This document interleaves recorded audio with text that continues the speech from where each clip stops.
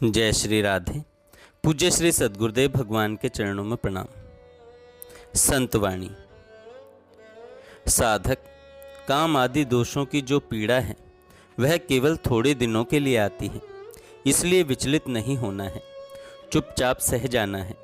थोड़े दिनों की बात है, काम आदि विकार आपके अंदर आएंगे और आप इस जलन को भगवत चिंतन परायण होकर चुपचाप सह गए तो ये बहुत जल्दी नष्ट हो जाएंगे। ऐसा नहीं कि ये जीवन भर चलते हैं। हाँ, अगर इनको भोगोगे तो ये कभी नष्ट नहीं होंगे, जीवन भर चलेंगे। इसलिए इनके वेग को साधक सहे। कोई ना कोई गंदी क्रिया करते रहोगे तो इनका पोषण होता रहेगा। यदि सह लोगे तो कुछ ही वर्षों में देखोगे आप काम शून्य हो गए हो। यद्यपि कुछ अज्ञानी मूढ़ लोग कहते हैं कि इन कामादि विकारों को सहने से शांति नहीं मिलेगी, इन्हें भोग लो तो शांति मिल जाती है। ये बिल्कुल मूढ़ता से भरी हुई बात है। प्रज्वलित अग्नि में चाहे जितना घी डालो वह बढ़ेगी ही, बुझेगी नहीं। यदि भोगों को भोगने से शांति मिलती तो आज तक कोई एक दो उदाहरण तो होते। बुझे न काम अग्नि तुलसी कहूँ, विषय भोग बहु घीते। पारमार्थिक जीवन में निराश होने की, हताश होने की, घबराने की, ऊबने की, विचलित होने की ज़रूरत नहीं है।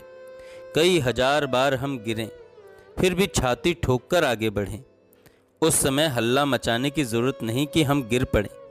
उस समय सूक्ष्मता से देखो कहाँ से गिरे, क्यों गिरे, कौन सी ऐसी चूक हो गई जो मुझे गिरा दिया।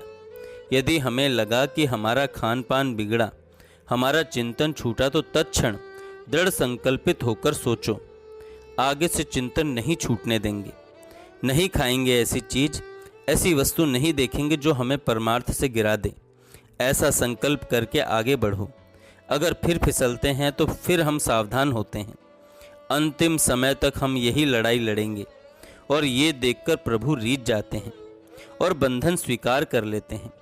परम स्वतंत्र परमात्मा तत्व बोल उठता है, अहम भक्त पराधीनो।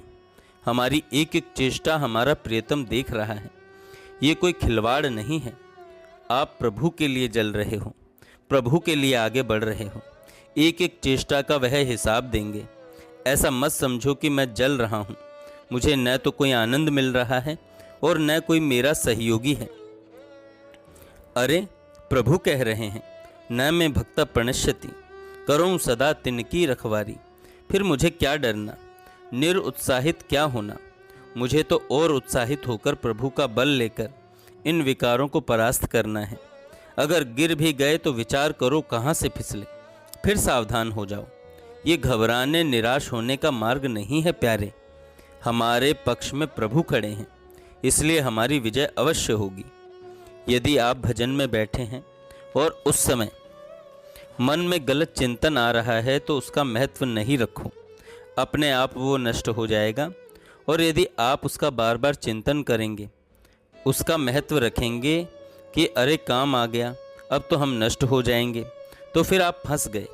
वो आया ही इसलिए कि आपका भगवत चिंतन छुड़ा दे, आपको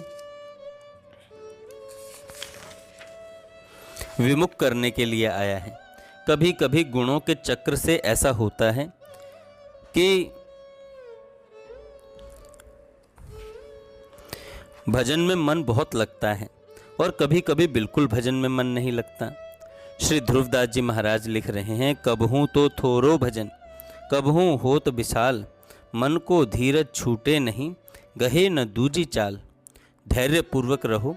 यदि भजन में मन नहीं लग रहा तो कोई बात नहीं, लेकिन हम गंदे आचरण नहीं होने देंगे, मनोरंजन नहीं होने देंगे, कुसंग नहीं होने देंगे। थोड़ी देर बाद देखना फिर हम भजन में डूब जाएंगे। अगर हमारा मन भजन में नहीं लग रहा है तो कोई बात नहीं, बस हम कोई गलत आचरण अर्थात शास्त्र विरुद्ध क्रिया नहीं होने देंगे। फिर थोड़ी देर बाद हम देखेंगे कि हमारा मन ठीक होने लगा। अब अगर हमारा मन नहीं लग रहा है, हमने सोचा कि चलो थोड़ा बाहर मनोरंजन करें, तो फिर उस समय हमारे भ्रष्ट होने के अवसर हैं। जय श्री राधे।